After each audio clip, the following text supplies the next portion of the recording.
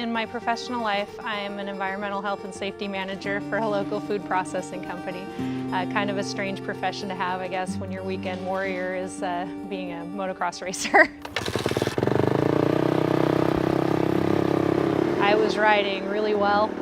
I think anybody who's ever been on a dirt bike or snowmobile or anything, it was one of those days where the conditions were just really, really good. The next thing I know, I knifed the front end of the bike. I was anywhere between 55, 60 miles an hour when I did this. When I did that, the bike pitched me, and because we were over the natural gas pipeline, they have pipeline markers, and those particular markers are metal T-posts. I took it out with my ribcage. So actually broke it off in the ground, and then I flew additionally from there. The scene fights are a little bit different. You know, when they tone us out to go to a scene, I think our anxiety increases a little bit because we don't know what we're going to get. You get what they're going to be dealt. And in that situation, we knew where we were going. We had a general location. We knew we were going to the dunes. So we start rolling through our heads what the scenarios are, what we could likely expect to see. I was having a really hard time breathing, so I knew something, and I couldn't get comfortable. You went under here. Yeah, I remember it's not going a very under the big tail. tunnel, though.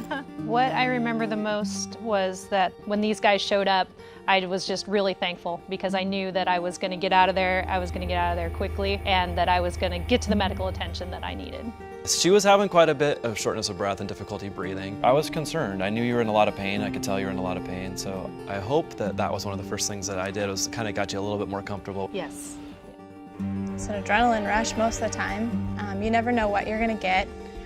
We get to use our skills, especially as a respiratory therapist. Our skill set here at MedStar is wider and broader, and I get to think outside the box. I asked her if she bought the MedStar membership. She said 2 days after her accident she bought it.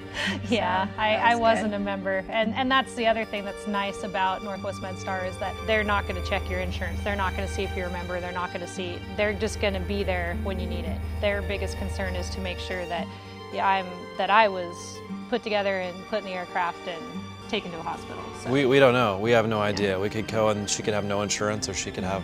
Especially on scene patients.